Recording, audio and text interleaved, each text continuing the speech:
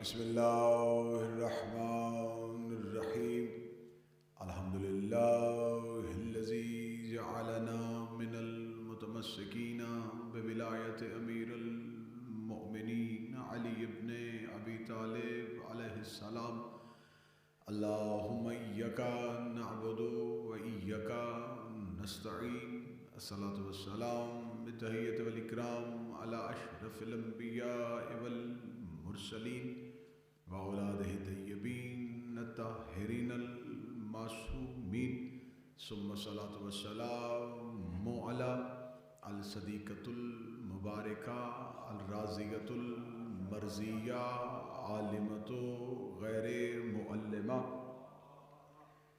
محافظة النبوة وناشرة الولاية بنت القلم والنون والسر بين القاف والنون والدلیل ارادت کن فیکون وکتاب المکنون آیت اللہ العظمی وزوجت آیت اللہ الکبریٰ ام الکتاب ام القرآن ام الانوار ام الآئمہ ام المعصومین ام العلوم ام الہدیٰ ام الحسن ام الحسین ام المحسن و ام ابیہا السیدہ فاطمۃ الزہراء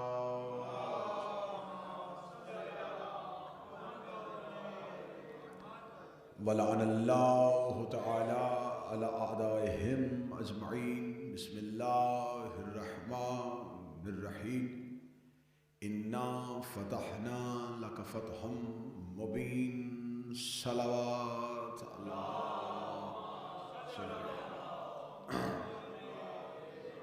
دعائے مالکان ذکر بندگان ذکر کا وارثان ذکر کی بارگاہ میں پیش ہونا قبول و منظور فرمائے۔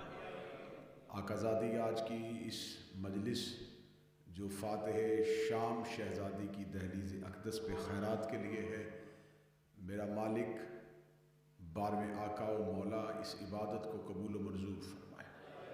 آج کی مجلس کے بانی جناب سید محمود گیلانی اور جناب سید ظفر عباس جعفری صاحب کی توفیقات خیر میں اضافہ فرمائے۔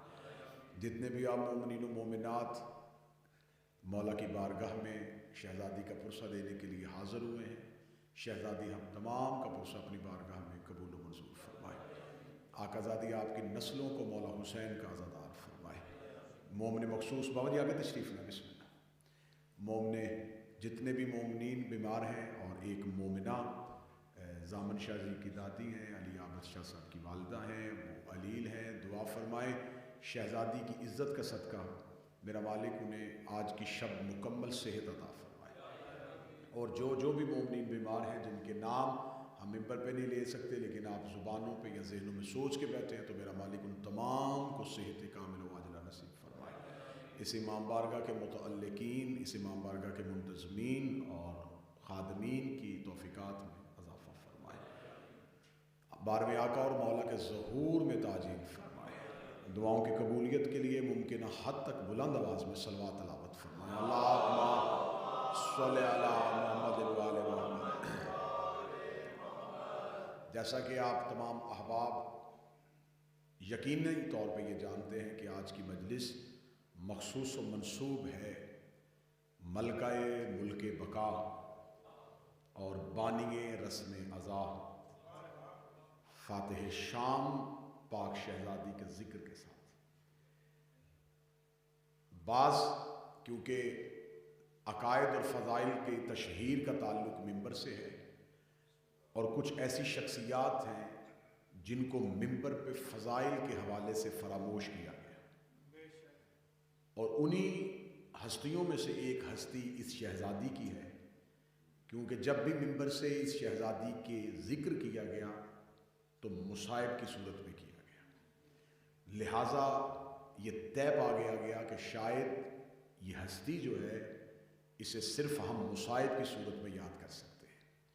گو کہ لقب ام المصائب ہے، لیکن فضائل اس شہزادی کے اتنے ہیں کہ فضیلت کے لیے یہی کافی ہے کہ یہ علی کے گھر ہو کے بھی عالمہ غیر معلمہ تھی۔ اللہ اکبر، اللہ اکبر۔ میں جملہ پھر واپس لوں گا اور پھر آپ کو عطا کروں گا تاکہ آپ جملے کو پھر سمجھیں گے۔ بابا جی، ان پڑھوں کے گھر میں کوئی یہ کہے نا کہ مجھے کسی نے نہیں پڑھایا تو یہ سمجھ آ جاتی ہے۔ پڑھے لکھوں کے گھر میں کوئی کہے نا کہ میں کسی سے نہیں پڑھا تو یہ بات عقل کو حیران کر دیتی ہے۔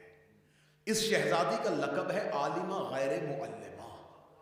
یہ وہ عالمہ ہے جس نے کسی سے تعلیم نہیں لی اور پھر بھی عالمہ ہے،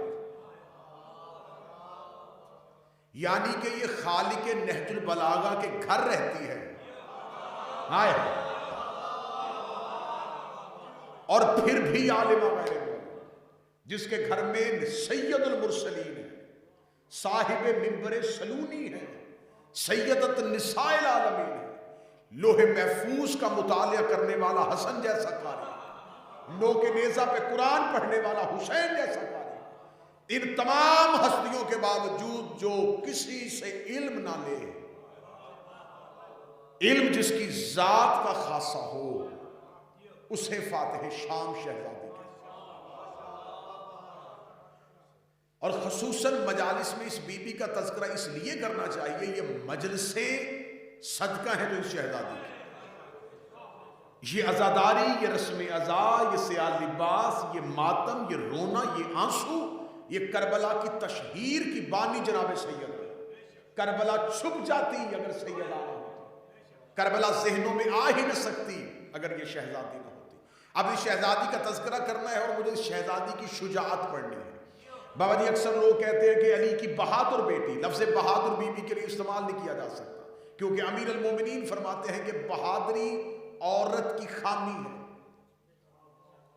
بہادری مردانگی کا زیور ہے۔ علی فرماتے ہیں عورت بہادر ہو تو یہ خوبی نہیں ہے، یہ عورت کی خامی ہے، حیا عورت کا زیور ہے۔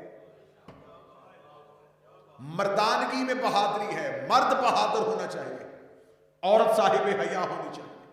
ہاں، اگر گھر کے مرد بہادر نہ ہو تو کئی بار عورتوں کو میدان میں آنا پڑتا ہے۔ مولا حسین عزت عطا فرمائے۔ میں بہت سوچ کے لفظ استعمال کر رہا ہوں۔ شہزادی کے لیے جب سب لفظ بہادر نہیں کہا جا سکتا، ہاں شجاع کہا جا سکتا ہے۔ مولا ٹھیک ہے، شجاع اس لیے کہا جاتا ہے کہ بہادر اور ہوتا ہے، شجاع اور ہوتا ہے۔ جو خطرہ دیکھ کے میدان میں اترے اور خطرے کا سامنا کرے اسے بہادر کہتے ہیں، جسے میدان میں دیکھ کے خطرہ وہاں پہنچے ہی نہ اسے شجاع کہتے ہیں۔ جب بھی علماء نے اس کو لفظ استعمال کیا انہوں نے کہا علی کی شجاع ترین بیٹی، یہ علی کی وہ بیٹی تھی جس کے ہاں شجاعت مشہور تھی۔ اس شہزادی کی شجاعت مجھے آپ کے سامنے پڑھنی ہے کہ اس نے کتنی بڑی جنگ لڑی تھی، کس انداز سے جنگ لڑی تھی۔ اس کے لیے مجھے تاریخ میں تھوڑا پیچھے جانا پڑے گا۔ فتح مکہ ہے، اس نبی کو جسے مکہ سے پتھر مار کے، کانٹے بچھا کے، اذیتیں دے کے نکالا گیا تھا، وہ رسول اسی وطن میں، اسی شہر میں بادشاہ بن کے، لشکر لے کے، جاہ و جلال کے ساتھ اسی شہر میں داخل ہو چکا تھا۔ جو ہی اس شہر میں داخل ہوا، لیکن یہ انسانیت کا پہلا فاتح تھا جو گردنیں کاٹتا ہوا نہیں آ رہا تھا، بلکہ سفید پرچم کو اٹھائے ہوئے گلیوں میں امن کا پیغام دیتا ہوا، لوگوں کے گھروں کے دروازوں کو امن کے ساتھ بند کرتے ہوئے رسالت مآب چل رہے تھے۔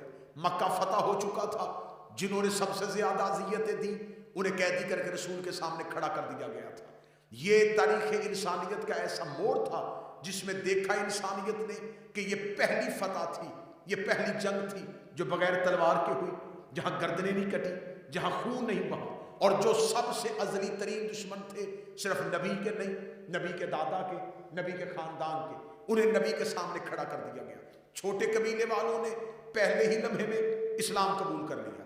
اب تاریخ نے ہمیں ایک منظر دکھایا کہ اسی مکہ کا جو سردار تھا اور بہت بڑے جتھے اور بہت بڑے قبیلے کا مالک تھا، نام جس کا ابو سفیان تھا، اسے رسول کے سامنے لا کے کھڑا کیا گیا۔ ذہن میں ایک بات یاد رکھیے گا کہ عربوں میں قبیلوں میں فرق تھا. چھوٹے قبیلے کھڑے ہو رہے تھے، لیکن جب سردار کو پیش کیا گیا تو یہاں اب سب کی آنکھیں کھلی تھی کہ یہ جو سامنے آیا ہے یہ بھی بہت بڑے قبیلے کا مالک ہے، اور جو سامنے بیٹھا ہوا ہے یہ بھی بہت بڑے قبیلے کا مالک ہے. آپس میں دشمنی بھی بہت تھی، کیونکہ اس نے بہت زیادہ اذیت رسول کو دی ہوئی ہے. آج وہی نبی کے سامنے قیدی بنا کے کھڑا کیا گیا ہے جو میدان جنگ میں بدر احد میں نبی کے سامنے گیا تھا. آج رسول اس کے ساتھ کیا سلوک کریں گے؟ مکے والوں کی سانسیں پھول رہی تھی. یقیناً اور یقیناً حق یہی بنے گا، رسول اس کے قتل کا حکم دیں گے. اگر یہ قبیلے کا سردار قتل ہو گیا مکے میں خون ریزی ہو جائے گی. یہ بہت بڑے قبیلے کا مالک ہے. لیکن رسالت مآب نے انسانیت کی ذہنیت اور فطرت انسانیت کو سامنے رکھتے ہوئے رسالت مآب نے کمال جملہ کہا. جب اسے قیدی بنا کے رسول کے سامنے کھڑا کیا، ابو سفیان کو بھی یقین تھا کہ میری گردن کٹے گی، لیکن رسالت مآب نے ایک جملہ کہا. رسالت مآب نے کہا جا میں نے تجھے آزاد کیا. بابا جی آپ دعا فرمائیں گے، میں شہزادی کی شجاعت پڑھنے لگا. جا میں نے تجھے آزاد کیا. اب دکھنے میں یہ جملہ بڑا اچھا تھا، کہنے میں یہ جملہ بڑا اچھا تھا کہ رحمت للعالمین نے اسے آزاد کر دیا، لیکن یہ اس ابو سفیان کے لیے بہت بڑی اذیت تھی. یہ بہت بڑی موت تھی کہ جس کو سب سے زیادہ اذیت دی ہے اس کے قبضے میں بھی تھا، وہ گردن بھی کاٹ سکتا تھا، لیکن اس نے یہ جملہ کہا جا میں نے تجھے آزاد کیا. یہ رسالت مآب کا لہجہ ابو سفیان ساری زندگی نہ بھولا. وہ بعد میں بھی کہا کرتا تھا کاش اس دن عبداللہ کا بیٹا مجھے قتل کر دیتا، یہ ذہنی اذیت نہ دیتا، یہ ذہنی تکلیف نہ دیتا. اب میں مکے کی جس گلی سے گزرتا ہوں لوگ مجھے دیکھے کہتے یہ ہے وہ جسے محمد نے آزاد کیا تھا، یہ ہے وہ جسے اس دن مصطفیٰ نے رحم کھا کے آزاد کیا تھا. رحم کے ساتھ میں نہیں رہنا چاہتا تھا، میں نہیں چاہتا تھا کہ میں ترس والی زندگی گزاروں، میں نہیں چاہتا تھا کہ زمانہ میری پہچان اس انداز سے کرے کہ یہ ہے وہ جسے مصطفیٰ نے معاف کیا تھا. دیکھو اس نے اس دور میں کتنی تکلیفیں پہنچائی، اس نے معاف کر دیا، اس نے معاف کر دیا. یہ نبی کی معافی اس کے ایک بار قتل ہونے سے کہیں زیادہ اذیت ناک تھی. وہ جب تک سانسیں لیتا رہا اسی اذیت میں لیتا رہا. مجھے محمد نے آزاد کیا، مجھے محمد نے آزاد کیا. آخر اس نے مرتے ہوئے اپنے بیٹے کو وصیت کی. اس نے کہا اگر میرے بعد کبھی اسلام کی حکمرانی تمہارے ہاتھ میں آ جائے، میں ایک اذیت ذہن میں لے کے مر رہا ہوں کہ مجھے فتح مکہ پہ محمد نے کہا تھا، عبداللہ کے بیٹے نے کہا تھا جا میں نے تجھے آزاد کیا. اگر میرے بعد کچھ ایسا کھیل کھیل لو کہ اسلام کی باغ دوڑ امیہ کے ہاتھ میں آ جائے، ہمارے ہی خاندان میں آ جائے، تو اب ایک بدلہ ضرور لینا. اس محمد کے خاندان کے کسی نہ کسی فرد کو ایسے ہی کھڑا کر کے میرا بدلہ چکانا اور اسے کہنا جا ہم نے تجھے آزاد کیا. لہٰذا اس نے اپنے بیٹے کو یہ بات وصیتاً کہہ دی. اب امیہ میں باپ کی وہ دشمنی بیٹے میں منتقل ہو گئی. اس کے ذہن میں یہ تھا کہ یہ بدلہ نبی سے میرا باپ نہیں لے سکا، لیکن نبی کے بعد کیونکہ نبی کا جانشین علی ہے، نبی کا بھائی علی ہے، نبی کا داماد علی ہے، تو یہ بدلہ میں علی سے لوں گا. لہٰذا ابو سفیان کا بیٹا معاویہ یہ حسرت لے کے بیٹھا ہوا تھا کہ میں علی کو کسی نہ کسی جنگ میں قید ضرور کروں گا اور اسے دربار میں کھڑا کر کے اپنے باپ والا بدلہ چکاؤں گا. جا میں نے تجھے آزاد کیا. اس نے اس کے لیے بڑی پلاننگ کی. اس نے مولوی خریدے، اس نے مورخ خریدے، اس نے شہر فتح کیے، اس نے جگیرے فتح کی. لیکن اس کی زندگی میں ایسا موقع بن ہی نہیں رہا تھا. وہ صفین میں گیا، علی جنگ جیت گئے. وہ جمل میں جا رہا تھا، علی جنگ جیت رہے تھے. وہ جو بھی سازش کر رہا تھا علی اس کی سازش کا منہ موڑ رہے تھے. آخر اس کی یہ ساری سازشیں شام تک رہ گئی. اس کی حسرت پوری نہ ہو سکی کہ باپ کی خواہش تھی کہ ایک میں سے کسی کو کھڑا کر کے کہنا جا میں نے تجھے آزاد کیا. وہ یہی حسرت لے کے دنیا میں امیر المومنین کی 21 رمضان شہادت ہو گئی. اس نے کہا اب یہی بدلہ میں حسن سے لوں گا. میرے مولا حسن کو خبر تھی یہ کون سی اذیت میں ہیں، یہ کس اذیت میں زندگی گزار رہے ہیں. میرے مولا حسن نے معاہدے کی شرطیں لکھ دی، معاہدہ ان کے منہ پہ ڈال دیا. وہ حسرت ذہن میں تھی. مولا حسن 28 صفر دنیا سے چلے گئے. اس کی وہ حسرت جو باپ نے وصیت کی تھی وہ پوری نہ ہو سکی. معاویہ مرتا ہوا اپنے بیٹے یزید کو کہہ دیا کہ خاندان بنو ہاشم کے کسی نہ کسی فرد کو ضرور ایک بار دربار میں کھڑا کر کے وہی میرے باپ کا بدلہ لینا. جا میں نے تجھے آزاد کیا. بس یزید تخت پہ بیٹھ گیا. اس نے حسین سے بیعت کا مطالبہ کیا. حسین نے 28 رجب کو انکار کر دیا. اس نے کہا حسین نے انکار کیا ہے، میں حسین کو قید کروں گا، میں حسین کو قید کر کے شام کے دربار میں کھڑا کروں گا. میں دادے کا بدلہ لینا چاہتا ہوں، میں باپ کی وصیت پہ عمل کرنا چاہتا ہوں, لیکن حسین نے مکہ میں آ کے پتہ احرام توڑے. اس کی نیت کو جانتے ہوئے میں تاریخ لمحوں میں چٹکیوں میں آپ کے سامنے گزارنے لگا ہوں. حسین ابن علی کربلا میں چلے گئے. اس نے 9 لاکھ کا لشکر بھیجا. 9 لاکھ کو حسین کی عسکر کی مسکراہٹ نے ہرا دیا. 9 لاکھ کو عباس کے دبدبے نے ہرا دیا. 9 لاکھ کو اکبر کی جوانی نے ہرا دیا. اس نے دیکھا کہ میں حسین کو قید نہیں کر سکا, میں عباس کو قید نہیں کر سکا, میں اکبر کو قید نہیں کر سکا. اس نے کہا کہ ایک بچا کے لانا ہے, تم نے سارے قتل کرنے ہیں, ایک بنی ہاشم کا مرد بچا کے لانا ہے. انہوں نے سید الساجدین کو بچایا, سجاد کے ہاتھوں پر زنجیریں ڈالی, سجاد کو قید کر کے یہ شام کی طرف لے کے جانے لگے. جب جو سجاد کے قدم شام کی قریب بڑھ رہے تھے, یزید کے دل میں وہ باپ کی وصیت پوری کرنے کی امید جاگ رہی تھی. اس نے کہا میرے دادے کی حسرت تھی, میرے باپ کی وصیت تھی, نہ دادا پوری کر سکا نہ باپ پوری کر سکا. اب تو حسین بھی قتل ہو گیا, عباس بھی مارا گیا, سجاد شام کے باہر آ گیا ہے. اس نے شام شہر میں منادیاں کروا دی, اس نے لوگوں کو اکٹھا کیا, 36 ملکوں کے سفیر بلا دیے. پورا شام اس نے مرد عورتوں سے بھر لیا کہ آج پوری دنیا کے سامنے میں اپنے دادے کی ذلت کا بدلہ لوں گا. اس نے دربار سجا لیا تھا, روم کے سفیر بٹھائے, یمن کے سفیر بٹھائے, کیسر و کسرا کے سفیر بٹھا دیے. اس نے تمام سفرا کو بٹھا کے اس نے کہا میں دادے کی شکست کا بدلہ لوں گا. ادھر پورا دربار سج گیا, تب پورا دربار سج گیا. اس نے کہا اب کھولو دربار کا دروازہ, اب بلاؤ حسین کے بیٹے کو, میں پوری دنیا کے سامنے آج اپنے دادے کی شکست کا بدلہ لینا چاہوں گا. ادھر سجاد کا پہلا قدم دربار میں آیا, یزید نے تخت چھوڑا. اس کے حلق سے لفظ نکل کے زبان پہ آنے لگا تھا کہ آج میں بھی سجاد کو کہوں گا جا میں نے تجھے عذاب کیا. ابھی جملہ اس کی زبان پہ تھا, یہ سجاد کے پیچھے سے علی کی بیٹی نے سجاد کے کانٹے پہ ہاتھ رکھا. بی بی نے سجاد کو پیچھے کر کے یزید کے تخت کے سامنے چلا, یبن تلقا, اے ہمارے آزاد کردہ غلام کے بیٹے,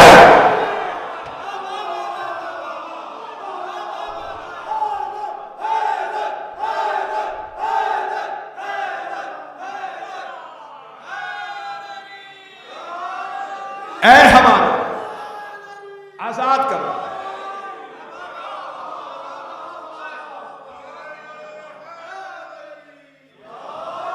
اے ہمارے آزاد کردہ غلام کے بیٹے.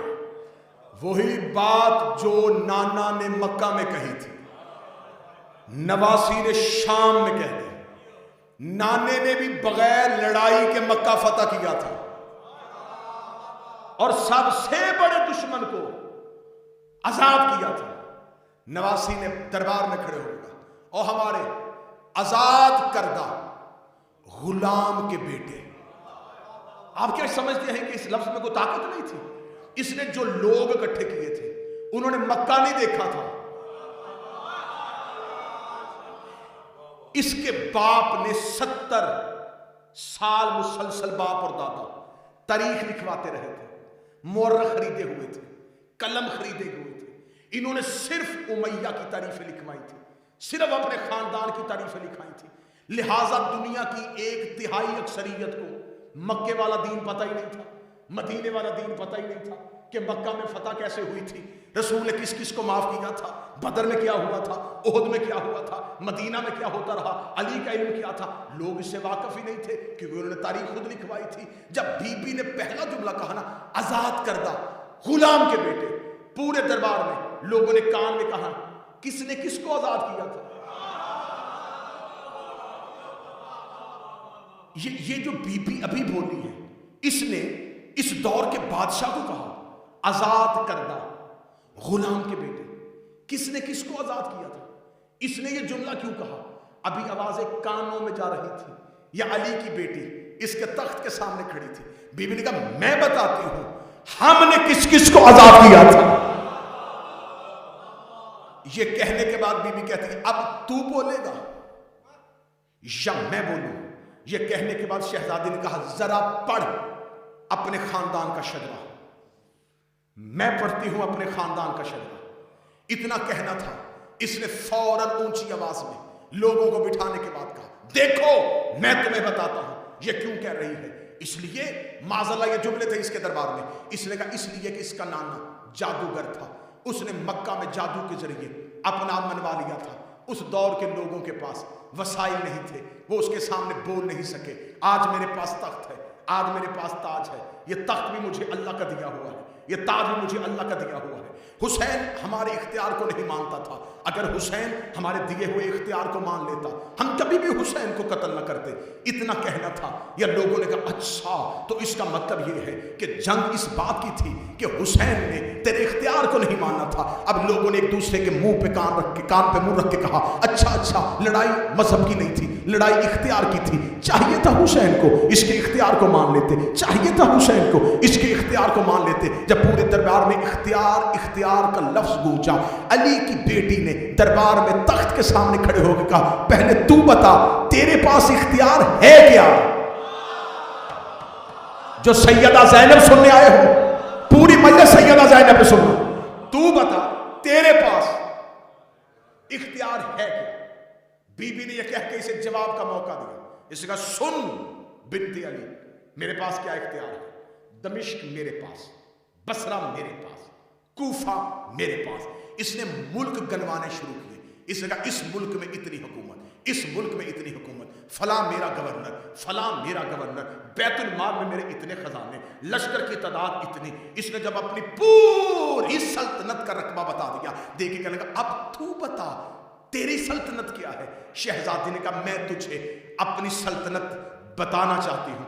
देख तू अपनी सल्तनत बताता रहा, मैं खामोश सुनती रही। तूने मुल्क गनवाए, मैं नहीं बोली। तूने शहर गनवाए, मैं नहीं बोली। तूने लश्कर की तादाद बताई, मैं नहीं बोली। अब मैं अपनी सल्तनत बताने लगी हूं, लेकिन पहले मैं तुझसे कहना चाहती हूं, क्योंकि तेरे दरबार में इतना शोर हो रहा है कि इन्होंने तुझे तो बादशाह समझ के तेरी आवाज सुन ली, अब शोर ज्यादा है, मैं तुझसे मुखातब होना चाहती हूं। लेकिन मैं सिर्फ तुझसे पहले इतना कहना चाहती हूं, ये तेरे दरबार में लोग घोड़ों पे सवार खड़े हैं, इन्हें कहें कि अपने घोड़ों के टापों को रोके, क्योंकि फितरत है घोड़े की कि घोड़ा अगर खड़ा हो तो कभी भी अपने चार पांव पे खड़ा नहीं होता। अगर घोड़ा खड़ा हो तो फितरत है घोड़े की, वो अपने पांव को बार बार जमीन पे मारता है। बीबी ने ये बार बार पांव जमीन पे मार रहे, इन्हें को इनके पांव रोके। अच्छा चल घोड़े ना रो, ये तेरे दरबार के बाहर ऊंट खड़े, ऊंटों की गर्दनों में घंटियां हैं, और ऊंट की फितरत है कि ऊंट अपनी गर्दन को साकत नहीं रखता, वो अपनी गर्दन को हिलाता है, हिलाने के साथ घंटी हिलती है। बीबी ने कहा इन घंटियों का शोर हो रहा है, ऊंटों से कह अपनी गर्दनों को रोके। इतना कहना था, यजीद ने, मलाउन ने कहका मारा, कहका मार के कहने लगा क्या कह रही है अली की बेटी? कभी घोड़ा भी इंसान के कहने पे सुन रोकता? सल्तनत बता रहा था, कभी घोड़े ने भी इंसान के कहने पे अपने सुन रोके हैं, कभी ऊंट ने भी किसी के कहने पे अपनी गर्दन रोकी है। बीबी ने कहा ये जो तेरे दरबार के ऊपर बड़े बड़े रोशनदान हैं, इनमें से तेज हवा गुजर रही है, हवा का शोर आ रहा है, थोड़ी देर हवा रोक।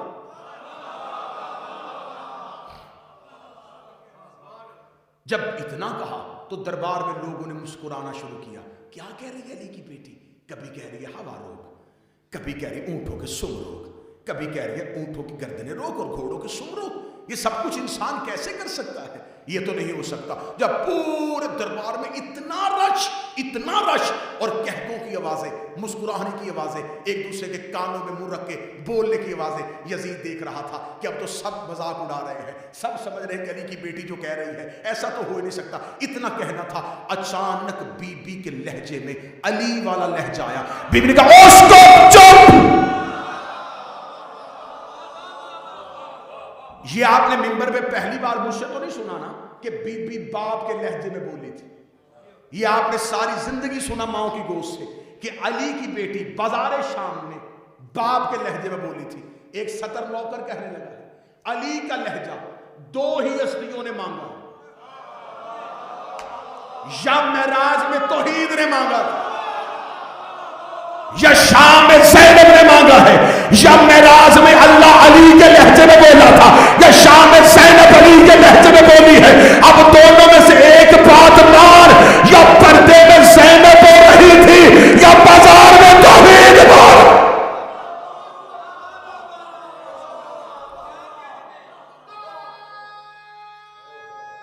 बिस्मिल्लाह। لی بابا کے لہجے میں. اب میں جملہ نہیں کہوں گا کہ بیٹی باپ کے لہجے میں بول رہی تھی. علی زینب کے سراپا میں بول رہے تھے. اس کو خاموش. اتنا کہنا تھا جس اونٹ کی گردن دائیں گئی تھی وہاں سے نہ ہلی. جس گھوڑے نے پاؤں اٹھایا تھا اسے رکھا نہیں. یقین کیجئے کتابیں کہتی جس گھوڑے کے نتھنے سے سانس نکلی تھی اسے دوسرے نتھنے سے کھینچی نہیں. جس کے دل کی دھڑکن چلی تھی وہی کی وہی رک گئی. دربار میں جس مرد کی آنکھ اٹھی تھی اٹھی رہ گئی. جس کی جھکی تھی جھکی رہ گئی. جس کا ہاتھ اوپر تھا اوپر رہ گئی. پورے دربار میں ایسا منظر ہو گیا کہ لوگوں کے دلوں کی دھڑکنیں کانوں میں سنائی دینے کی آواز بھی آ سکتی تھی. ایسا سکوت کا عالم ہوا کہ جب پورا سناٹا طاری ہو گیا. اب میں اپنا جملہ کہتا مجمع چپ ہو جاتا. مجھے حسین کی عزت قسم داور رخسار صاحب مجھے دکھ نہ ہوتا. میں جملہ پڑھنے لگا ہوں اپنے 5ویں امام باقر العلوم کا. میرے مولا باقر العلوم نے اس منظر کو کس انداز میں پیش کیا تھا. میرے مولا باقر العلوم کہتی ہے اس منظر میں دربار میں جب میری دادی بول رہی تھی مولا باقر کہتے ایسے لگتا تھا جیسے بتوں کے جھرمٹ میں کعبہ بول رہا ہو. مولا باقر کہتے ہیں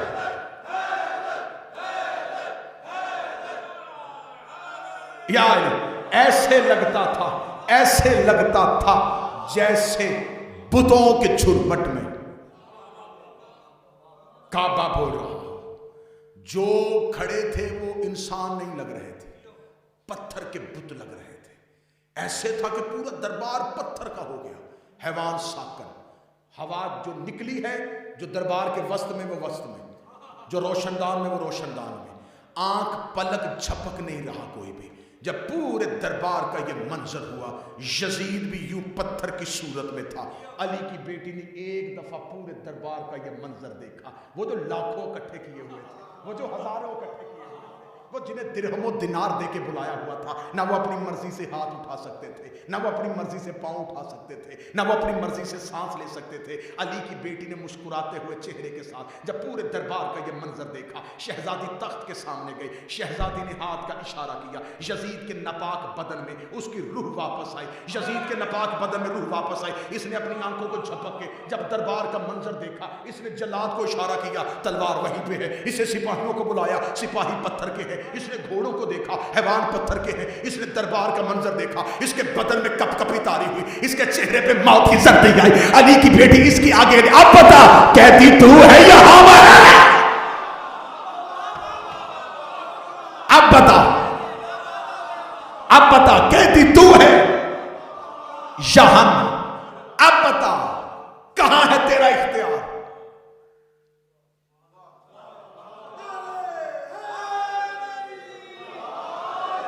اتنا کہنا تھا تھر تھر کانپا یزید. دیکھنے لگا علی کی بیٹی تجھے بابے کا واسطہ زندگیاں واپس کر دے. میں مان رہا ہوں کہ تم ہی کن فیکون کے مصداق ہو. میں مانتا ہوں تو ہی اولی الامر ہے. میں مانتا ہوں تم ہی امور قدرت کے کارساز ہو. ہماری زندگیاں ہمیں واپس پلٹا. جب یزید نے بھیک میں علی کی بیٹی سے زندگی مانگی بی بی کہتی ہے اب لوگوں کو بتا کہ تیرے دادے کو ہم نے آزاد کیا تھا یا تو نے ہمیں آزاد کیا.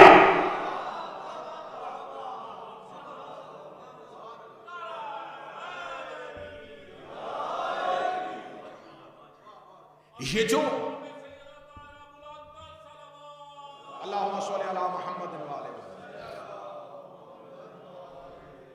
جب بی بی مدینہ سے چلی تھی نا تو یہ ذہن میں رکھنا میری قوم کے نوجوانوں اور ماتمیوں, ٹھیک ہے کہنے کے لیے یہی لفظ استعمال ہوگا بہن بھائی کے ساتھ جا رہی تھی, کہنے کے لیے یہی لفظ, حقیقت میں لفظ یہ نہیں ہے. محافظہ امامت کے ساتھ جا رہی تھی. پھپھی بھتیجے کے ساتھ نہیں. اس گھر میں رشتے صرف پہچان ہمیں دکھانے کے لیے, پھپھی بھتیجے کے ساتھ نہیں. امینہ امامت کے ساتھ, محافظہ امامت کے ساتھ. کون ہے علی کی بیٹی؟ 5 حجتیں جس سے مشورہ لیتی تھی.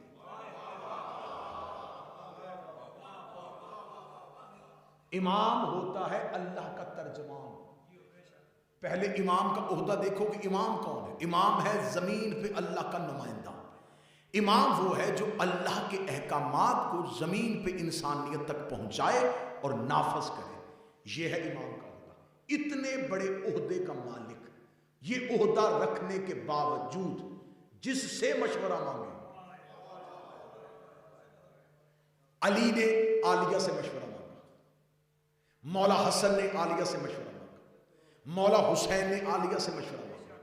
3 حجتیں مشورہ مانگ کے چلتی تھی اور 2 حجتیں اس کی اطاعت میں چلتی تھی. مولا سید الساجدین بھی اطاعت میں چلتے تھے, مولا باقر بھی پیچھے چلتے تھے. 3 امام مشورہ لے کے چلتے تھے, 2 امام پیروی میں چلتے تھے. 5 حجتوں کو جو ایک وقت میں سنبھالے. جو شہزادی سننے کے لیے آئے. اب ایک جملہ میں اور اضافہ کروں گا, کل کی مجلس میں نے پڑھا, پھر دہرانا چاہوں گا. آپ یہ سمجھیے گا کہ علی کی بیٹی کا کربلا میں کردار کیا تھا. علی کی بیٹی کا 10 محرم امام حسین کی شہادت تک جو کردار ہے وہ کردار ایک بڑا چھپا ہوا اور ایک بڑا پردے والا کردار ہے کہ شہزادی بھائی کی تسلی اور ڈھارس بندھا رہی تھی اور بھائی کو تسلیاں دے رہی تھی اور کربلا کے شہداء کی فہرست دے رہی تھی اور شہداء کو تیار کر کے مقتل کی جانب روانہ کر رہی تھی. یہاں تک بی بی کا ایک کردار ایک ماں کی صورت میں, ایک بہن کی صورت میں نظر آ رہا ہے. لیکن جو ہی امام حسین شہید ہو گئے, اب جو سیدہ کا کردار ہمیں سامنے نظر آیا وہ کردار بڑا جارحانہ تھا, وہ کردار بڑا کمال تھا. مولا سید الساجدین جناب سیدہ کی حفاظت میں. جملہ سننا, اور اگر اس جملے کو آپ نے قبول کیا تو میرا خیال ہے کہ پوری تقریر کا نچوڑ یہ جملہ ہو جائے گا.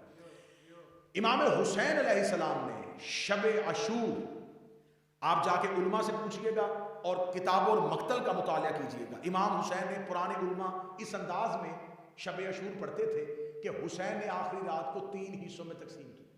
اس انداز میں لگا کرتے تھے کہ ایک حصہ امام حسین نے اپنے جان ساران کے لیے رکھا, جن میں امام اپنے اصحاب کو اور اپنے ناصرین کو خطاب کرتے رہے. پھر ایک صرف خاندان بنو ہاشم کے لیے رکھا. تیسرا حصہ جس میں حسین صرف عالیہ کے ساتھ اکیلے بیٹھے. یعنی کہ ایک حصہ رات کا ایسا بھی آیا ہے عبادت پروردگار کے ساتھ جس میں مولا حسین نے عالیہ کے علاوہ, شہزادی کے علاوہ اس محفل میں کسی کو آنے نہیں دیا, اکیلے بیٹھے ہیں. اب تاریخ میں لکھنے والا, مقتل لکھنے والا راوی لکھ رہا تھا کہ بہن اور بھائی الوداعی ملاقات کر رہے تھے, لیکن معرفت یہ کہہ رہی تھی کہ امام اسرار امامت عالیہ کے حوالے میں راز پڑھنے لگا ہوں. میں نے کل وعدہ کیا تھا ڈربی مجلس میں کہ عرفان زینب پہ مجلس ہوگی تو کل میں مجلس سناؤں گا. آپ اکثر مقتل میں یہ جملہ سننے کو ملتا ہے کہ جب امام حسین کی شہادت ہوئی تو مولا سید الساجدین غش کی حالت میں تھے. یہ ٹھیک ہے, میں کوئی نئی بات تو نہیں کہہ رہا کہ مولا سجاد, ویسے امام بے ہوش نہیں ہوتا, لیکن مولا سجاد نے جو ظاہری طور پہ آنکھیں بند کی, اس میں راز کیا تھا؟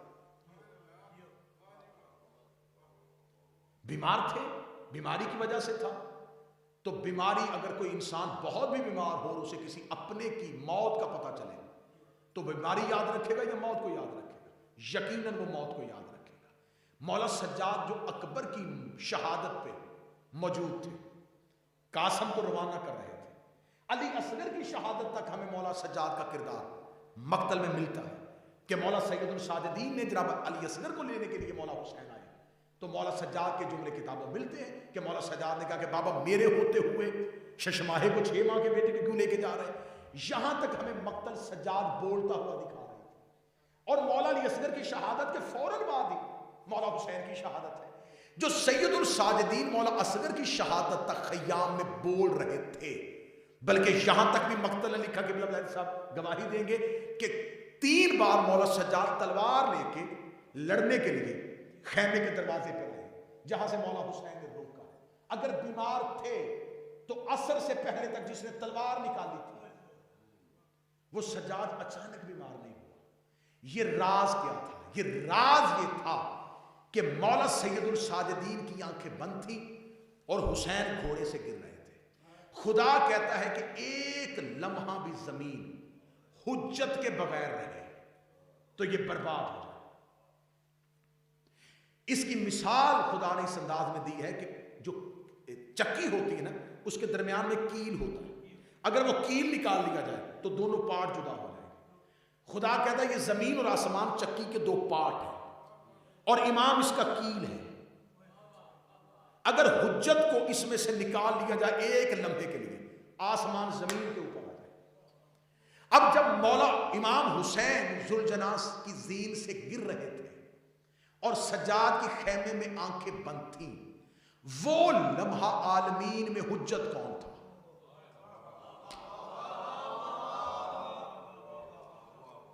میں مسیح سے بی بی کا فضائل پڑھنے لگا۔ پھر آپ کو ممبر سے یہ سنی سنائی باتیں، میں نئی بات کہوں گا تو آپ کو پریشانی ہوگی، یہ بات ہم نے اتنے علماء سے تو نہیں سنی، سنائی ہوئی باتوں کے سے نتیجہ نکالنے لگا۔ پھر آپ کو علماء نے ممبر سے یہ بھی بتایا کہ شام غریبہ بی بی نے آ کے مولا سجاد کو جگایا اور جگا کے کہا سجاد خیام کو آگ لگ چکی ہے، میں پوچھنے آئی ہوں کہ ہمیں خیام میں رہنا ہے یا باہر جانا۔ یہ جملہ سنا ہوا ہے۔ اس کا مطلب ہے کہ خیام کو آگ لگنے تک مولا سجاد کی آنکھیں بند تھیں۔ مولا حسین کی شہادت سے لے کے خیام کو آگ لگنے تک زمانے پہ حجت دورہ کون تھا؟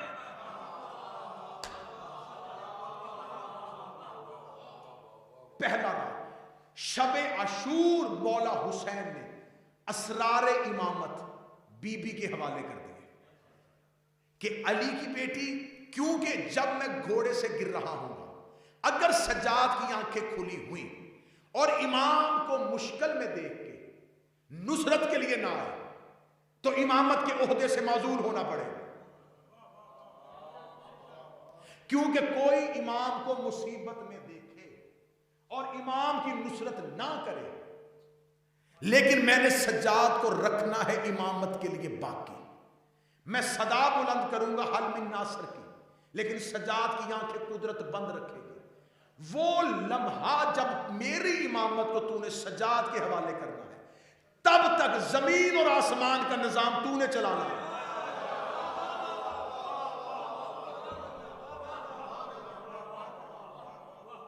آپ بی بی کو صرف کربلا میں ایک بہن کے طور پہ دیکھ رہے ہیں، آپ بیٹی کے طور پہ دیکھ رہے ہیں۔ 10 محرم کو زینب عالیہ امام وقت بنی ہوئی تھی، حجت دورہ بنی ہوئی تھی، زمین اور آسمان کے نظام کو کنٹرول میں لیے ہوئے بیٹھی تھی۔ اب جب بی بی نے زمین اور آسمان کا کنٹرول اپنے ہاتھ میں رکھا تھا، اب یہاں جملہ سنا جس کے لیے میں نے محنت کی ہے۔ اب یہاں جملہ یہ ہے کہ کربلا میں 9 لاکھ نے مولا حسین کے علی اصغر کو بھی قتل کیا تھا، جنہوں نے اصغر کو بھی قتل کر دیا تھا، انہوں نے سجاد کو قتل کیوں نہیں کیا؟ کیا وہ اہمیت سجاد سے واقف نہیں تھے؟ یقیناً واقف تھے، اور انہیں یہ بھی پتا تھا کہ اگلا امام سجاد ہے۔ اس کا مطلب ہے کہ ان کا آسان ہدف مولا سجاد ہونے چاہیے تھے کہ ہم نے امام حسین کو شہید کر دیا ہے، اب مولا سجاد کو بھی شہید کرے تاکہ امامت کا دروازہ بند ہو جائے۔ جنہوں نے حسین شہید کیا تھا وہ سجاد تک کیوں نہ پہنچے؟ یقیناً مقتل کی کتابیں لکھتی ہے کہ مولا سجاد کو قتل کرنا چاہتے تھے۔ یہ جو خیام میں آگ لگی ہے، 300 کے قریب لشکر جو کم از کم تعداد ملی ہے اور زیادہ سے زیادہ 3000 تعداد ملی ہے، 300 یا 3000 کا لشکر خیام حسینی میں صرف اکیلے سجاد کو قتل کرنے کے لیے خیمہ حسین میں داخل ہو رہا تھا کہ ہم، اور حکم عمر بن سعد ملعون نے دے دیا تھا کہ حسین کے بیٹے کو قتل کرو۔ سجاد کو قید کرنے کا حکم نہیں تھا، مولا سجاد کو قتل کرنے کے لیے لشکر بھیجا گیا تھا۔ یا 300 یا 3000، 3000 کے لشکر نے خیام کو آگ لگائی، چاروں طرف سے خیموں کو گھیرا کہ عورت کی فطرت ہوتی ہے، بچے کی فطرت ہوتی ہے، یہ جلتی ہوئی آگ دیکھ کے، گرتی ہوئی دیوار دیکھ کے بھاگ جاتے ہیں، لہٰذا خیموں کو آگ لگائیں گے، عورتیں بھی بھاگ جائیں گی، بچے بھی خیام سے نکل جائیں گے، پیچھے بچ جائے گا اکیلا سجاد۔ ہم بھگدڑ بھگدڑ میں جا کے سجاد کو قتل کریں گے، اور یہ ہو جائے گا خیام حسینی میں، بھگدڑ میں۔ اللہ جانے کس نے حسین کے سجاد کو قتل کر دیا۔ یہ پورا خوفناک منصوبہ لے کے 3000 کا لشکر جلتے ہوئے خیمے میں داخل ہو رہا تھا، یا 3000 کے لشکر کی آنکھیں پھٹی کی پھٹی رہ گئی جب انہوں نے دیکھا کہ ایک مستور جلتے ہوئے خیمے کے اندر آ رہی ہے۔ جلتے ہوئے خیمے کے اندر آ کے پھپھی بھتیجے کے سامنے نہیں کھڑی تھی، حجت کی تو آنکھیں بند تھی۔ عالیہ اس دور کی حجت تھی، بی بی نے حجت ہونے کی حیثیت سے سجاد کے سامنے کھڑے ہو کے جملہ کہا۔ بی بی نے کہا اگر ایک تلوار بھی سجاد کی طرف آئی تو یاد رکھنا میں اس وقت حجت دورہ ہو، میں آسمان کو زمین پہ مار دوں۔ اور 3000 کے لشکر نے کہا کہ صرف اس نے کہا نہیں۔ جب یہ پہنچے تھے تو شام میں یزید ملعون نے پوچھا کہ سجاد قتل کیوں نہیں ہوا؟ انہوں نے کہا اس لیے نہیں ہوا کہ جب ہم نے دیکھا کہ یہ بی بی نے یہ جملہ کہا ہے تو انہوں نے کہا ہماری آنکھیں دیکھ رہی تھی، یہ صرف بول نہیں رہی تھی، آسمان اس کی ہتھیلی پہ تھا، یہ آسمان کو ہتھیلی پہ اٹھائے ہوئے تھے۔ یہی وجہ ہے کہ جب حجت مصیبت کی حالت میں ہوتی ہے، جب میں مصائب ہے لیکن جملہ اس انداز میں سنیے گا، جب مولا علی کے گلے میں رسی ڈال کے بیعت کے لیے لے کے جا رہے تھے تو یہی جملہ جو بیٹی نے کربلا میں کہا، یہ ماں نے مدینے میں کہا تھا۔ بی بی بڑی سیدہ نے کہا تھا کہ اگر علی کے گلے سے رسی نہ نکالی تو میں آسمان کو زمین پہ مار دوں گی۔ اور جناب سلمان محمدی کہتے ہیں کہ میں نے مسجد نبوی کی دیواروں کو اٹھتا ہوا دیکھا، اتنی مسجد نبوی کی دیواریں اٹھ گئی تھی کہ ایک تیز رفتار گھوڑا نیچے سے گزر سکتا تھا، کعبے کی بنیادیں ہلنی شروع ہو گئی۔ جب مدینے والوں نے یہ منظر دیکھا کہ ادھر سے محمد کی بیٹی نے کہا کہ آسمان زمین پہ مار دوں گی اور مسجد اٹھ رہی ہے اور کعبہ ہل رہا ہے، انہوں نے فوراً مولا علی کے گلے سے رسی نکال لی، جیسے زہرا نے مدینے میں اس علی کو بچایا تھا، ویسے شام غریباں بی بی نے اس علی کو بچایا۔ اور پھر کربلا سے شام تک زینب یوں سجاد کا ہاتھ پکڑ کے چلی اور کہتی کسی کی ہمت ہے تو آؤ سجاد کی طرف، جو قاتل کے شہر تک اولاد محمد کو بچا کے لے کے گئی، اسے زینب کہتے ہیں۔ آپ کیا سمجھتے ہیں کہ اس بی بی کی امامت ممنون کیوں ہوئی؟ اس کے احترام میں حسین اٹھ کے کیوں کھڑے ہوتے تھے؟ اس کا شکر اتنا امامت نے ادا کیوں کیا؟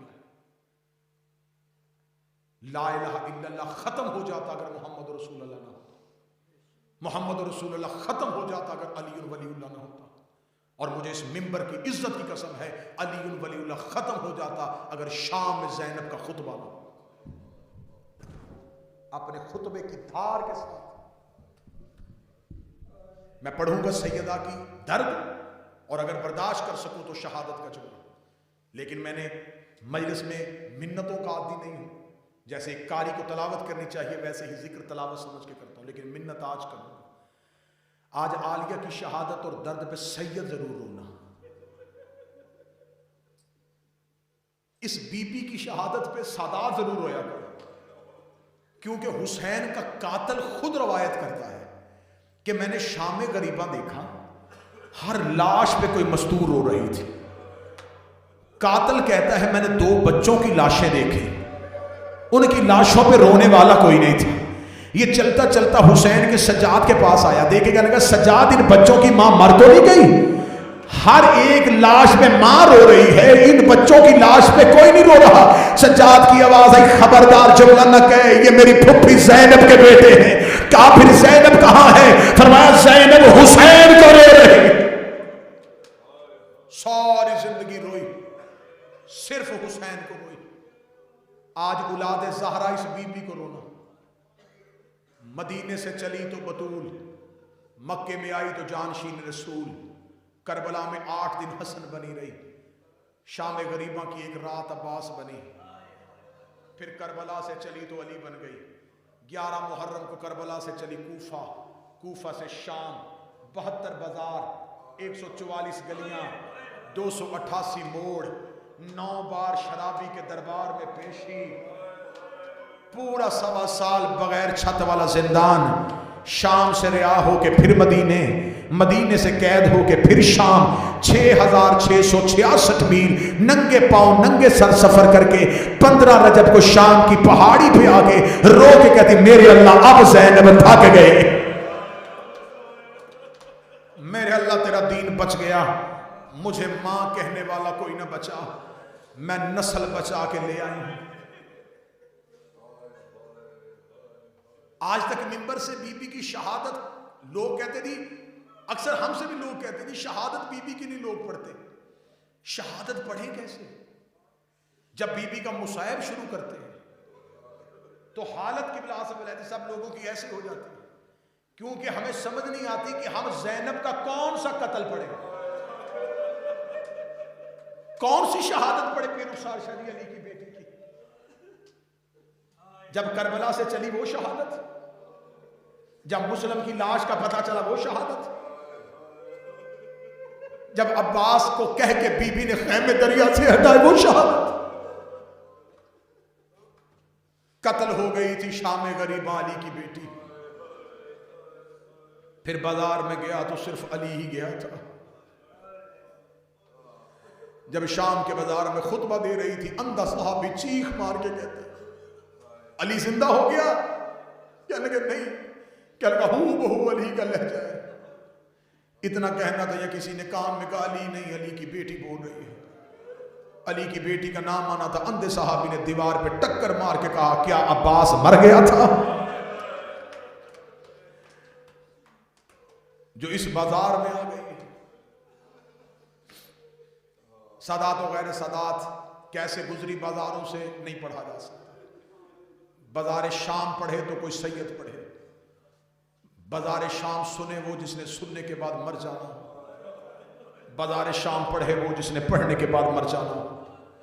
लोग समझते हैं कि सिर्फ शाम में पत्थरों की बारिश हुई थी, शाम सज्जाद का जिगर खा गई थी। मुझे बोल के बताओ जिस सज्जाद ने अकबर की शहादत बर्दाश्त कर ली थी, जिसने अब्बास के कटे बाजू बर्दाश्त कर लिए थे, जिसने बाबे की 13 ज़रबें बर्दाश्त कर ली थी, कुछ ना कुछ तो ऐसा शाम में हुआ है जो सज्जाद का जिगर फट गया है। जब सहाबी ने पूछा था मौला सज्जाद तेरा जिगर कब फटा था? फरमाया जब बदमाशों में माँ जमीन पे चलती देखी थी, रो रो के कह रही थी सज्जाद मुझे रास्ता कोई नहीं दे रहा। बस कैद आजाद हुई,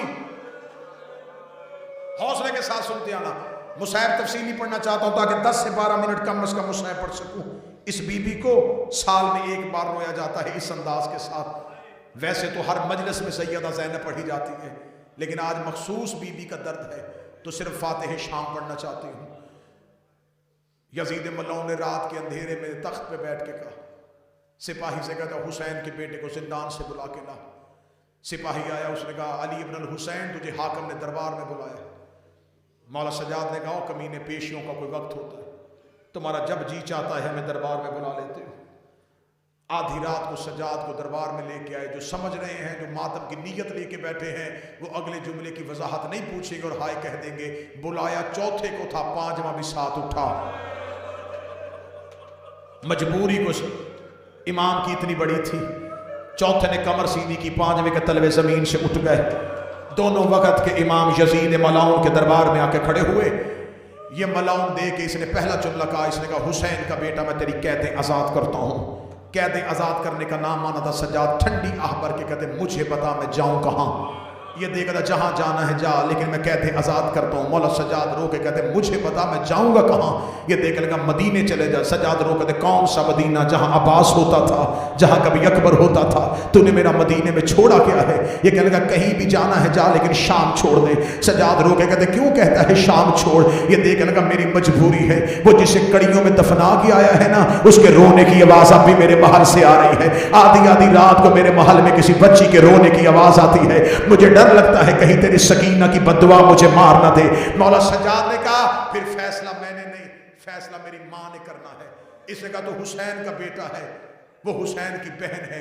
मौला सज्जाद कहते मैं इमाम हो के वारिस नहीं, वो बहन हो के वारिस है। फैसला मैं नहीं करूंगा, फैसला मेरी माँ करेगी। मौला सज्जाद जिंदान में वापस आए, रेत के मुसल्ले पे बैठी थी अली की नमाजी बेटी। मौला सजाद ने आके माँ के पाँव के तलवे पे हाथ रखा, अम्मा यजीद कैद आज़ाद कर रहा है, ले जी दर्द में शुरू करने लगा हूँ। बीबी आलिया ने सर सजदे से उठा के कहा, इससे पूछ शाम की औरतें थक गई? जिसने हाय नहीं कहा उसने खुद को अमीर समझा है। हाय बीबी तेरे हौसले के सदके। बीबी ने कहा शाम की औरतें थक गई हैं क्या? शाम में पत्थर खत्म हो गए। मौला सजाद कहता, वो कहता है सकीना के रोने की आवाज़ें मुझे सोने नहीं देती। बीबी देख के कहती, ना सजाद, मैं हसन की बहन हूँ, मैं हुसैन की बहन हूँ। जैसे मेरे भाई हसन ने शर्तें लिखवाई थी, इससे शर्तें लिखवा ताकि कल को मौरख लिखे कि ज़ैनब फातिह बन के उठी थी, ज़ैनब शाम को जीत के उठी थी। मौला सजाद को शर्तें बताई। सजाद ज़िंदान से दरबार में आए। मौला सजाद ने कहा, मेरी माँ की शर्तें हैं। इसने कहा, कौन सी शर्त? मौला सजाद कहते, पहली शर्त, मेरी माँ कहते, तब तक शाम से नहीं जाऊंगी, पहले एक मकान खाली करवा। जो बड़े आराम से इमाम बारगाह में आके बैठ जाते हो ना, जो बड़े सुकून से आके मजलिस सुन लेते हो, तुम्हें हुसैन का पहला इमाम बारगाह बताने लगा हूं। बीबी देख शाम में एक घर खाली करवा के दे। ये मलाउन दे के कहता है, हुसैन का बेटा तुमने को रहना है? मौला सजाद कहते, रहना नहीं, मेरी माँ कहती है 2 साल हो गए मैं हुसैन को रो नहीं सकी, एक मकान खाली करवा, शाम की औरतों को इकट्ठा कर। मैं शाम की औरतों को बताऊं, मेरा बागी नहीं, मेरा नमाजी मारा गया था, मैं एक बार अपने गरीब की मजलिस करवाना चाहती हूँ, मैं जी भर के हुसैन को रोना चाहती हूँ। इसने कहा शर्त कबूल है, मैं मकान खाली करवा के देता हूँ। मौला सजाद ने कहा दूसरी शर्त है, शुहदा के सर वापस चाहिए। इसने कहा ज़रूर दूंगा। मौला सजाद ने कहा तीसरी शर्त है, मुझे 3 ऊँट चाहिए। इसने कहा बिल्कुल दूंगा। मौला सजाद ने कहा अगली शर्त है, जज़लम का बेटा बशीर मुझे मुहारी की सूरत में चाहिए। इसने कहा वो भी दूंगा। मौला सजाद ने अगली शर्त पढ़ने से पहले जिगर पे हाथ रख लिया। सज्जाद ज़मीन पे बैठ गए। मैं बीबी से माफ़ी मांग के अगली शर्त पढ़ने लगा हूँ। मुझे नहीं पता इस मजमे में जो सैयद बैठे हुए शर्त को कैसे बर्दाश्त करेंगे। मैं सैयदों से पहले माफ़ी मांग के अब वो शर्त पढ़ने लगा हूँ। मौला सज्जाद ने 4 शर्तें बता दी। 5वीं शर्त बताने से पहले इतना रोया हुसैन का बेटा सज्जाद।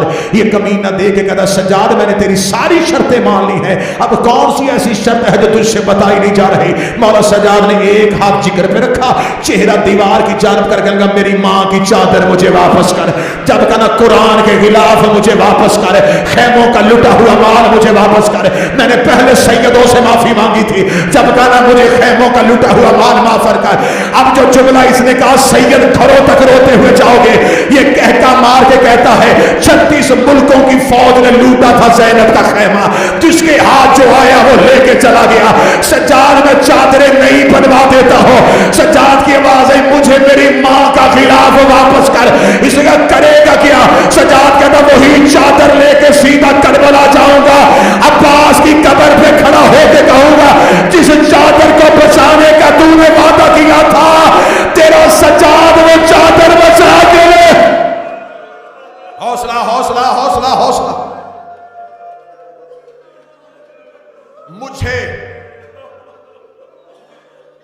मुझे उतरी हुई चादरें वापस कर। 3 ऊंट जिंदान के दरवाजे पे आए। मैंने 2 बार 3 ऊंट कहा। कोई एक मोमन हाय कह के पूछे, ये जो 53 लेके आया था ये 3 लेके क्यों जा रहा है? 50 ऊंट लग गए अली वलीउल्लाह बचाने की खातर। खर्चा देख दीन पे सैयदों का, इतना नबियों के बेटों का खर्चा नहीं आया जितना अली की बेटियों का आ गया। 3 ऊंट जिंदान के दरवाजे से उठे, कब्रस्तान मुसाफरा से गुजरे, कब्रस्तान मुसाफरा से गुजरते हुए करबला में पहुंचे। मुझे अली की बेटी एक एक जगह रोक रही है कि मैं अली की बेटी का दर्द पढ़ूं। करबला में पहुंचे, करबला में पहुंचना था, जाबर ने ऊँटों को रोका। जाकरीन से सुनी हुई रवायत, उलमा से सुनी हुई रवायत, बस एक जुमला कह देता हूँ। जब जाबर ने कहा ना रुकना पड़ेगा, बीबी ज़ैनब देख कहती किसका हुक्म है? जाबर ने कहता अब्बास का हुक्म है। बीबी रो कहती मेरे अल्लाह तेरा शुक्र है, मेरे अब्बास की नगरी आबाद हो गई। बीबी ने अब्बास की कब्र का सलाम किया, बीबी ने हुसैन की कब्र का सलाम किया। सलाम करती हुई बीबी करबला से गुजरती हुई सीधी पहुंच गई मदीने। मदीने बीबी का पहुंचना था। बीबी ने थका हुआ काफिला बिठाया, अकेले सज्जाद का हाथ पकड़ा। हाथ पकड़ दे, सज्जाद मेरी आंखों की बिनाई वो नहीं रही, मेरी अब कमर में जोर नहीं रहा। सज्जाद मुझे एक बार नाने की कब्र पे ले जा। آج جو بندے کو خبر ہے نا کہ آج علی کی بیٹی کا جنازہ اٹھا تھا، آج اس انداز میں بی بی کی شہادت سننا کہ 12واں پردے میں تم سے راضی ہو جائے کہ انہوں نے حق بنایا ہے میری دادی کی شہادت کا. بی بی دے کر اس سجاد مجھے نانے کی قبر پہ لے کے جا. مولا سجاد نے ہاتھ پکڑا. میں نہیں پڑھ سکتا، میری زبان میں طاقت نہیں کہ میں منظر پڑھوں کہ کس طرح چلی تھی. میں منظر پڑھوں گا میں خود مر جاؤں. میں اشارہ کر کے پڑھ دیتا ہوں. ایسے گئی جیسے اکبر کی لاش. وضاحت مجھ سے نہ پوچھنا، تمہیں حسین کا واسطہ. بی بی پہنچی روضہ رسول کے دروازے پہ. یہ جو آج بابا جی آپ ابھی واپس آئے، یہ جو آج مدینہ روضہ رسول ہے، یہ ایک چھوٹا سا کمرہ، بند دروازہ. علی کی بیٹی نے وہ سجاد جو شام تک پھپھی کے ساتھ تھا، یہاں آ کے بی بی کی آواز، سجاد واپس چلا جا. مولا سجاد کی آواز ہے، مجھے کوفے سے واپس نہیں کیا، میں بازاروں میں تیرے ساتھ رہا، میں درباروں میں ساتھ رہا. اما تو اب مجھے واپس کیوں بھیج رہی ہے؟ رو کے کہتی اب سنانی ہے میں نے نانے کو باتیں. سجاد ایک بار واپس چلا جا. سجاد کو واپس کیا. بہار الانوار میں علامہ مجلسی نے بی بی کا نوحہ لکھا ہے. میرے سامنے نوحہ خان بھی بیٹھے ہو، شعرا بھی بیٹھے ہو. تم شاعر کا لکھا ہوا نوحہ سن کے روتے ہو. میں وہ نوحہ پڑھنے لگا ہوں جو علی کی بیٹی زینب کا لکھا ہے، زینب کا پڑھا ہے. اور ماتم کہاں ہوا تھا؟ قبر محمد پہ. بی بی نے روضہ رسول کے دروازے پہ ہاتھ رکھا. بی بی نے نوحے کی پہلی سطر پڑھی. بی بی رو کے کہتی نانا نانا ایک بار قبر سے نکل کے پہچان میں وہی زینب ہو. بی بی نے دوسری سطر پڑھی. بی بی رو کے کہتی نانا تیری اذان بچ گئی، میرا مؤذن مارا گیا. بی بی نے تیسری سطر پڑھی. بی بی رو کے کہتی نانا تیری نماز بچ گئی، میرا نمازی مارا گیا. چوتھی سطر پڑھنے سے پہلے علی کی بیٹی نے کٹڑی کھولی. کٹڑی سے حسین کا تیروں والا کرتا نکالا. کرتا قبر محمد میں چادر بنا کے ڈالا. رو کے ایک بار قبر سے نکل کے پہچان یہ اسی حسین کا کرتا ہے جو تیری زلفیں تھاما کرتا تھا. قبر محمد میں زلزلہ آ گیا. اب سید مجھے جملہ معاف کر دینا. قبر محمد سے آواز ہے زینب کرتا ہٹا، زینب کرتا ہٹا، زینب کرتا ہٹا. رو کے کہتی نانا تجھ سے بیٹے کا کرتا برداشت نہیں ہوا، رات آدھی ہونے دے، میں اکیلی تیری قبر پہ آؤں گی. میں تیری قبر کا چراغ بجھا کے تجھے اپنا کرتا دکھا. حوصلہ حوصلہ حوصلہ. نانا میں تیری قبر پہ آ کے تجھے اپنا لباس دکھاؤں. نانا زینب 2 سال ایک لباس میں گزار کے آئی ہے. نانا امت نے اتنا تیرے بیٹوں کو نہیں مارا جتنا تیری شریف بیٹیوں کو مارا. نانا نانا میں کربلا چپ رہی. نانا میں مکے نہیں بولی. نانا میں کربلا سب کو حوصلے دیتی رہی. نانا میں شام میں سب کو حوصلے دیتی رہی. نانا آج زینب کا حوصلہ برداشت میں نہیں ہے. نانا آج میری باتیں سن. نانا مجھ سے سن، میں تیرا دین کیسے بچا کے آئی ہے. ابھی عالیہ بولنا شروع ہوئی یا قبر محمد سے آواز زینب مجھے درد نہ سنانا. رو کے گٹھری اٹھائی. اٹھا کے دی اچھا نانا تو بھی درد نہیں سنے گا. اٹھی قبر محمد سے. سامنے حسن کی قبر پہ نظر پڑی. دوڑ کے حسن کی کچی قبر پہ گر گئے. رو کے کہتی حسن میں نے تیرے جنازے سے تیر کھینچے تھے. حسن میں تیرے قاسم کی لاش گٹھڑی میں سنبھال کے لے کے آئی تھی. حسن میں تجھے درد سنانے لگی. اٹھ میرا بھائی میرے درد سن. قبر حسن ہل گئی. آواز زینب ابھی تو میرا کفن سرخ ہے، ابھی تو میرا کفن میں لہو بند نہیں ہوا. زینب مجھے اپنے درد نہ سنانا. سامنے ماں کی کچی قبر پہ نظر پڑی. رو کے کہتی جس کی باپ نہ سنے مائیں اس کی سن لیتی ہیں، جن کی بھائی نہ سنے مائیں ان کی سن لیتی ہیں. اماں میں تیرے پہلو پہ پٹیاں باندھتی رہی ہوں. اماں میں بابے کے زخمی سر پہ پٹیاں باندھتی رہی ہوں. اٹھو میری ماں فاطمہ مجھ سے میرے درد سن. قبر زہرا سے آواز آئی زینب میری قبر پہ بیٹھ جا. جو درد حسین کو نہیں بتائے، جو درد غازی کو نہیں بتائے، جو درد نانے کو نہیں بتائے، جو درد حسن کو نہیں بتائے، زینب میری قبر پہ بیٹھ مجھے اپنے درد سنا. اب अब मातमियों इससे आगे बर्दाश्त करोगे तो शहादत पढ़ूंगा, वरना इसके बाद न पढ़ा जाता है न सुना जाता है। बीबी ज़ैनब ने कहा अम्मा तू तैयार है, मैं तुझे दर्द सुना दूं? आवाज आई हाँ ज़ैनब मुझे दर्द सुना। बीबी ने एक दफा दाएं और बाएं देखा, माँ की कच्ची कब्र की मट्टी को चूमा, रो के कहती अम्मा तुझे याद है मैं 28 रजब को तेरी कब्र पे आएगी, मैंने तेरी कब्र में बैठ के वादा किया था अम्मा मेरा कोई बचे न बचे, मैं तेरी नस्ल बचा के आऊंगी। हाँ ज़ैनब मुझे तेरा वादा याद है। रो के खड़ी होकर कुर्ता झाड़ के कहती अम्मा ना मेरा औन आया है ना मेरा मोहम्मद आया है, तेरा सजाद भी ले आई हो, तेरा बाकर भी ले आई हो, तेरा सजाद भी जिंदा है, तेरा बाकर भी जिंदा है। ज़हरा की आवाज आई ज़ैनब तेरा बड़ा शुक्रिया, तो इमामत बचा के ले आई। रो के कहती मुझसे सुन तो सही, तेरे बच्चे बचाने के लिए मुझे देना क्या पड़ा? आवाज आई ज़ैनब कैसे बचाया है? रो के हुसैन घोड़े की जीन से गिर गया, 3000 बंदा घोड़े पे बैठ के हाथों पे नेज़े लेके तेरे सजाद को